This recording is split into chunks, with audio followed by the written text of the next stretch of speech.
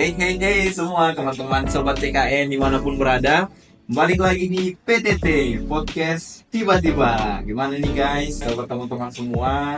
Pastinya dalam keadaan baik kan? Masih bersama saya Desprian Anggi Manurung dan rekan saya. Zikri Al-Hakim. Gimana nih bang? Sapa-sapa dulu nih bang, sobat-sobat CKN bang. Halo teman-teman semua, salam inisiatif. Melayani dengan hati, mengabdi untuk negeri. Semoga kita diberikan selalu kesehatan, keberkahan di menjelang akhir tahun ini ya Des ya. Yoi bang. Jadi kita mau ngapain nih Des? Kali ini bang, kita akan kembali bincang-bincang seputar JKN untuk memberikan informasi-informasi yang sangat penting untuk semua lapisan masyarakat bang. Mantap, tapi kalau cuma kita dua orang aja kayaknya bosen ya. Iya, Masa Bang. kita aja orangnya. Di penghujung tahun harus rame-rame kita bang. Siap, jadi kali ini kita mau ngundang siapa nih? Kali ini kita kedatangan tamu spesial, mungkin abang lah yang menyampaikan bang, lebih cocok abang yang menyampaikan. Oke, mungkin kemarin di episode-episode sebelumnya udah kita lihat ya, ada narasumber kita yang sangat amat informatif dan cantik yang bernama Anifer. Halo teman-teman. Nah, kali ini Anifer juga hadir dan ada tambahan nih, satu lagi abang-abangan Anifer yang bernama Abang siapa Bang? Ilham, halo guys. Halo Bang. Oke, Bang. Ini koordinator saya guys. Koordinator, jadi abang-abangan langsung dari Anifer ya. Nah, abang-abangan guys. Jadi pasti semuanya akan dikupas secara tuntas dan terinci guys. Oke Mantap. lah. Jadi mungkin kita bisa langsung aja nih Bang ya sama Anifer ya. Boleh. Oke, kita gas. Jadi gini Bang, Gimana?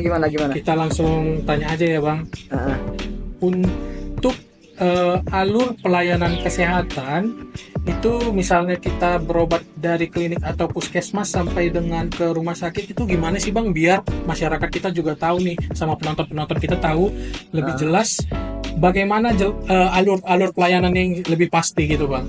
Oh iya, siap.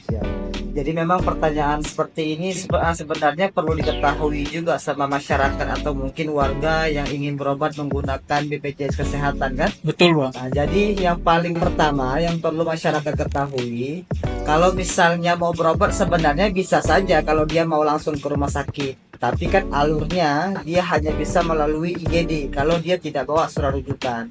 Jadi untuk masyarakat semuanya yang mempunyai BPJS Kesehatan, untuk berobat yang pertama silahkan datang ke FKTP. FKTP itu klinik, puskesmas, atau mungkin dokter yang praktek mandiri yang dia pilih. Nah, datangnya ke situ dulu, ke vaskes pertama yang memang dipilih oleh peserta. Nanti setelah di vaskes pertama dilakukan pemeriksaan atau asesmen oleh dokter yang ada di sana.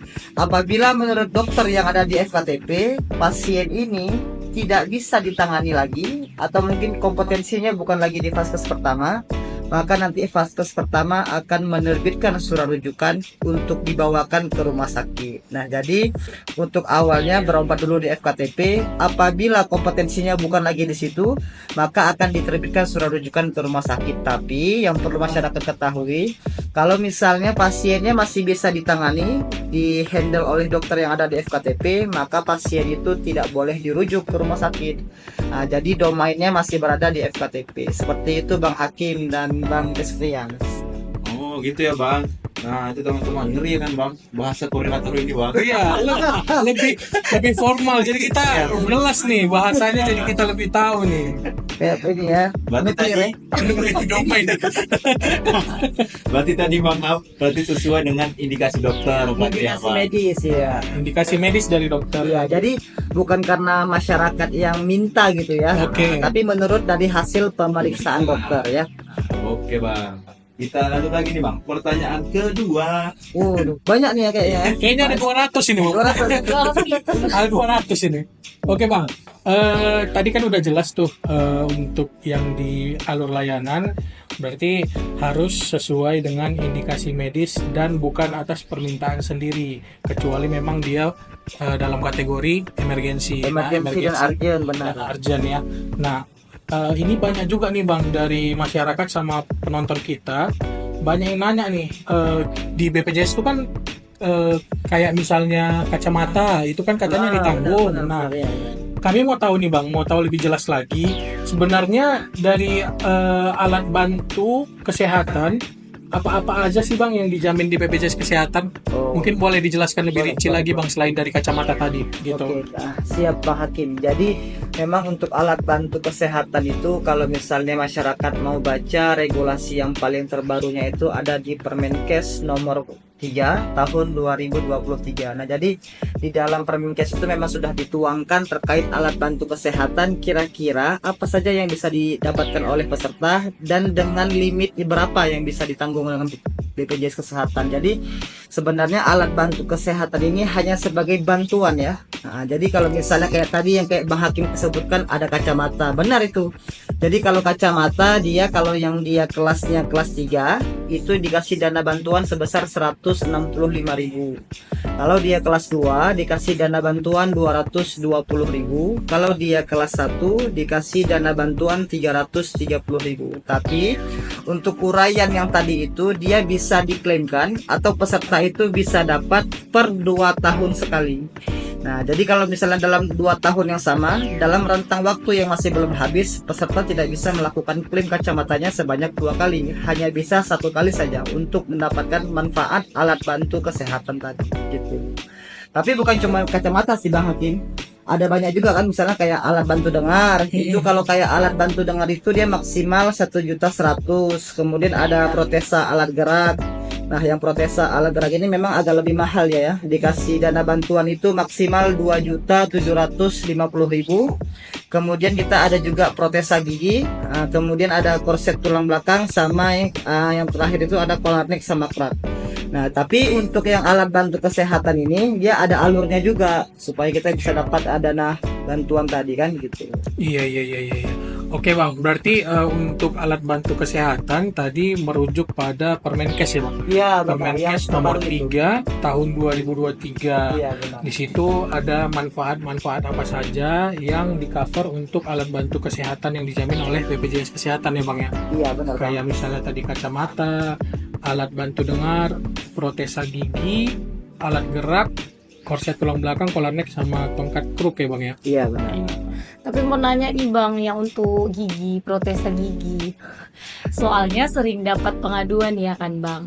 Ini untuk protesa gigi gimana sih Bang sebenarnya alurnya? Kadang ada di salah satu puskesmas atau klinik gitu yang tidak melayani pelayanan gigi. Jadi bagaimana si pasien ini untuk mendapatkan pelayanan protesa gigi ini?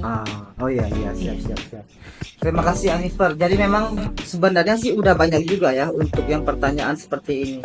Jadi pertanyaannya bagus. Untuk masyarakat sih kalau misalnya dia mau mengklaim atau dia mau mendapatkan alat bantu kesehatan protesa gigi, yang paling pertama yang perlu diketahui oleh pasien ya tadi kan jumlahnya maksimal diberikan 1.100.000 ya. Iya. Nah, tapi 1.100.000 itu sudah hitungan untuk 2 rahang. Nah, jadi 1 rahang, per rahang itu dia mendapatkan dengan jumlah 550.000. Nah, kalau misalnya dia di 2 rahang maka dapatnya 1.100.000. Nah, tadi alurnya sebenarnya sama aja sih. Peserta tetap di awal silahkan datang dulu ke FKTP. Nah, kalau misalnya memang nanti dia mau menyampaikan saya nih butuh nih alat bantu kesehatan, misalnya kayak mau protesa gigi. Nah, nanti dokter yang ada di sana akan melakukan asesmen. Nah, kalau misalnya tadi kejadiannya kayak yang Anifer bilang, dokter di sana tidak ada, sedangkan mungkin di pelangnya itu atau mungkin di papan informasinya sebenarnya dokter giginya praktek di hari yang itu ya. Nah, maka teman-teman atau mungkin masyarakat yang sedang berkunjung ke FKTP, ke klinik atau mungkin ke puskesmas segera laporkan kepada tim penanganan pengaduan peserta di rumah sakit. Atau kalau misalnya kanalnya mungkin susah diakses, bisa menghubungi ke care center 165 boleh, melalui mobil JKN boleh. Nah, jadi sebenarnya kita sudah memberikan solusi untuk peserta-peserta yang terkendala di fasilitas kesehatan. Nah, tapi alurnya yang perlu diketahui sama masyarakat, tetap awalnya itu dia harus berkunjung ke FKTP. Seperti itu. Bagaimana Bang kalau dia puskesmas atau klinik yang tidak punya dokter gigi? Yang tidak punya Iya, dokter gigi. kan Iya. ada juga itu Bang puskesmas atau klinik yang tidak punya dokter gigi. Iya. Soalnya sering juga ketemu pasien, apakah dia harus pindah vaskes atau bagaimana Bang? Ya, biasanya sih kalau misalnya fase satunya itu dia tidak punya dokter gigi, nah dia boleh dirujuk ke rumah sakit. Nah, untuk yang protesa gigi, intinya semua kompetensi itu dilakukan pada ranah